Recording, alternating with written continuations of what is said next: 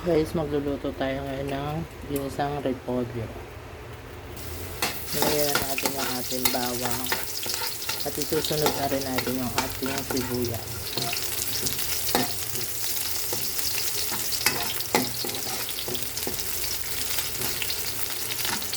Sunod na natin yung ating kamatis.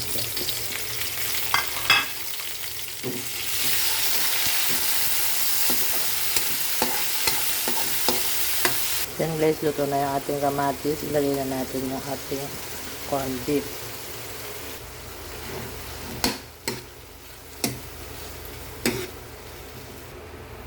Lagyan na natin ng paminta.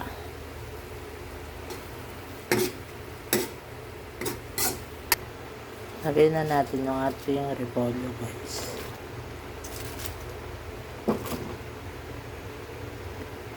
Then guys, takpan muna natin siya.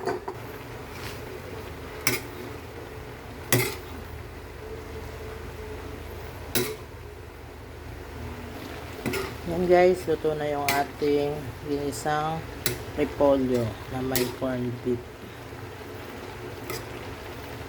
Thank you for watching. Bye bye.